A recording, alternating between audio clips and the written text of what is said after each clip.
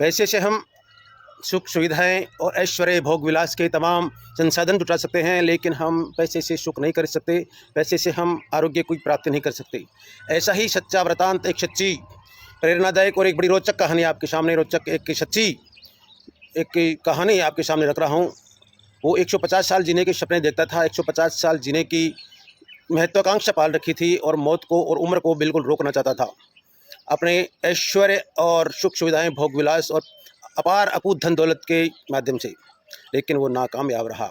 बात कर रहा हूँ माइकल जैक्सन की, एक पॉप की दुनिया में बड़ा पॉप सिंगर और पूरी दुनिया में ख्यात और विख्यात pop, king of the pop कहा गया, और उसके पास अकूत धन दौलत था। वो चाहता था कि मैं मौत को चकमा दे दूं और मैं अमर हो जाऊं, और इसी दिशा में वो काम कर रहा था। हाथ मिलाते हुए दस्तानों का प्रयोग करता था, किसी बात करते हुए मास्क पहनता था। उसका भोजन रोज़ाना लेबोरेटरी में चेक होने के बाद में उसको खिलाया जाता था।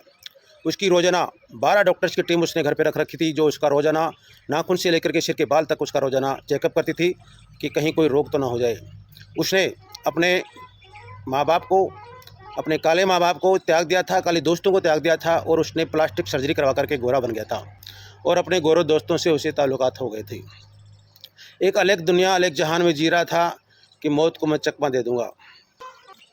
ऑक्सीजन वाले बेड के ऊपर सोता था, और ऐसे बहुत सारे अंग प्रत्यंग डोनर करने वाले डोनर्स को तैयार कर रखे थे, ताकि किसी भी शरीर में, किसी भी अंग प्रत्यंग में यदि कोई बीमारी होती है, ख़राब होता है, तो उसको चेंज करवा सके। इतना सब कुछ करते हुए भी माइकल जैक्सन 25 जून 2009 को बड़ा ही कष्टमय और बड़ा दुखमय जीवन जीते हुए आखिर मौत से आगे हार गया, और कम उम्र में, यानी कि 48 साल की उम्र में इस दुनिया से चला गया। उसकी मृत्यु हो गई। जब डॉक्टर्स की टीम ने उसका पोस्टमार्टम किया तो वो देख करके आश्चर्यचकित रह गए।